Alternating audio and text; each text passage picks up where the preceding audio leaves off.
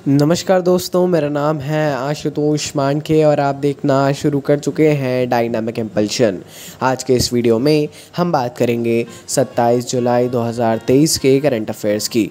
और अब जब आपने फाइनली वीडियो देखने की शुरुआत करी दी है तो अंत तक ही जुड़े रहिएगा हमारे साथ, क्योंकि आप सभी लोग जानते हैं कि ज्ञान को कभी भी अधूरा नहीं छोड़ना चाहिए, है ना। आइए इसी बात के साथ हम शुरू करते हैं आज के इस वीडियो को सबसे पहली जानकारी के साथ। सबसे पहली जानकारी जैव विविधता बायोडाइवर्सिटी संशोधन विधेयक 2021 लोकसभा में हाल ही में पारित हो गया है। यह जैविक विविधता अधिनियम 2002 में संशोधन करेगा। इसके अंतर्गत औषधीय पौधों के अनुसंधान और खेती को बढ़ावा देने के लिए 2002 के जैविक विविधता अधिनियम में संशोधन किया गया है। इसलिए देखिए, जो 2002 का ये अधिनियम था इसी प्रकार का था, परंतु इसमें औषधीय पौधों के अनुसंधान और खेती को बढ़ावा नहीं दिया गया था, है ना। तो अब आप जानते हैं कितना ज़ोर दिया जा रहा है, इस पे बढ़ावा दिया जाना आवश्यक है, परंतु ये अधिनियम कुछ चीज़ों को रोकता था, इसीलिए इसको जो है अब इस पे संशोधन कर दिया गया है और इसमें और भी कुछ चेंजेस किए गए हैं। आप इसको पढ़ सकते हैं ऑफिशियल लोकसभा के PDF से। आगे बढ़ते हैं। चौथी पर्यावरण और जलवायु स्थिरता कार्य समूह और पर्यावरण और जलवायु मंत्रियों की बैठक 26 से 28 जुलाई 2023 तक आयोजित की गई है।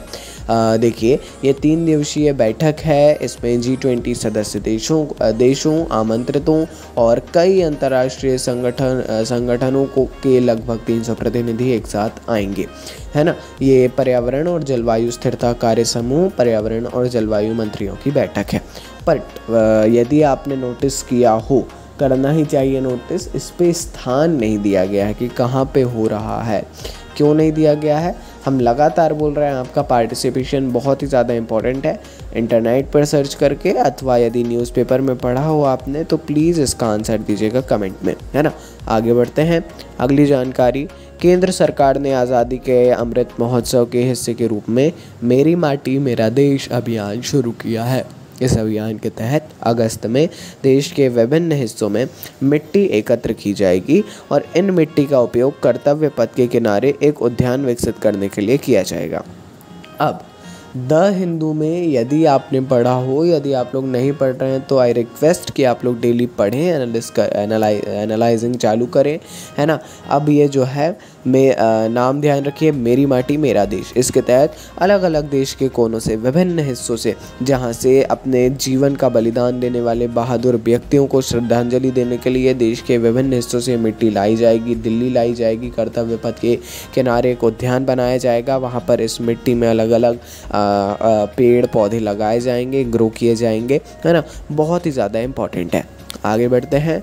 राजस्थान विधानसभा ने शवों के साथ विरोध प्रदर्शन को रोकने के लिए राजस्थान शव सम्मान विधेयक 2023 पारित कर दिया है ना। देखिए, नाम से ही आप समझ गए होंगे, जो शव है उसका विरोध जो होता है, वाकई में यदि आप देखते होंगे कई जगहों पर, राजस्थान में थोड़ा सा ज़्यादा है कि शव जो है उनके साथ में विरोध प्रदर्शन किया जाता है। साथ साथ में एक मतलब एक वो ऐसा अच्छा नहीं है ना, सांस्कृतिक तौर पर भी, और एक प्रदर्शन सही नहीं होता है।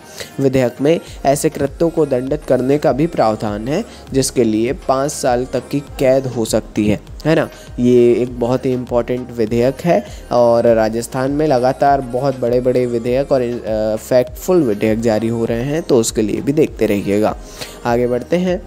सरबैंक बेंगलुरु में एक अपना सूचना प्रौद्योगिकी केंद्र स्थापित करने वाला है। सरबैंक नाम सुना होगा आपने। जो सरबैंक है ये रूस का सबसे बड़ा ऋणदाता है ना, वहाँ का बैंक है। भारत में इसकी शाखा को बेंगलुरु में एक IT इकाई स्थापित करने के लिए RBI की अनुमति मिल गई है।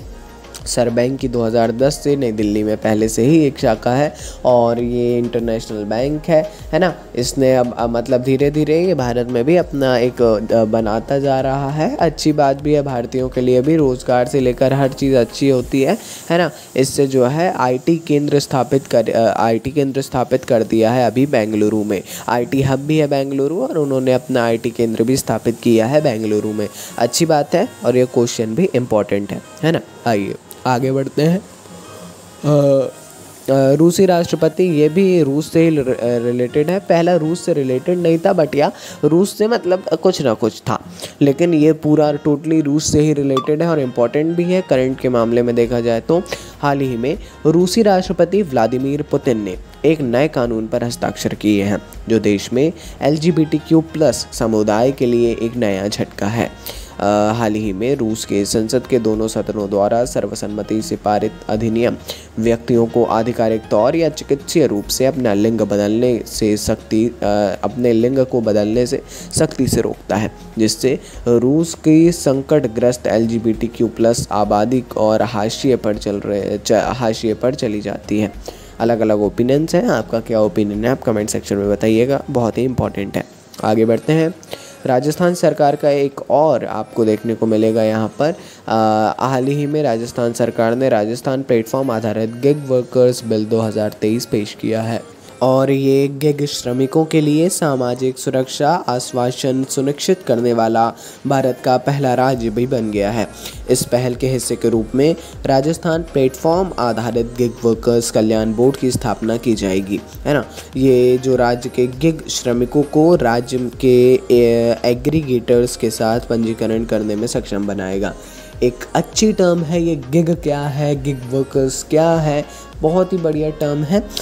लंबा हो जाएगा थोड़ा सा इसके बारे में यदि मैं बताऊंगा तो, लेकिन है इम्पॉर्टेंट टर्म और आपको अच्छा भी लगेगा, इंटरेस्टिंग भी है। प्लीज़ पढ़िएगा इसके बारे में, देखिएगा कि कैसा क्या लगा आपको, है ना। और कमेंट सेक्शन में भी आप बता सकते हैं। जितना भी जो भी हो, पार्टिसिपेशन आपका हमको चाहिए है। विदाउट पार्टिसिपेशन ये इतना ईजी नहीं है। बाकी अपन मिलते हैं अगले वीडियो में। ऐसी जानकारियों के लिए जुड़े रहिए हमारे साथ। नमस्कार। Dynamic impulsion.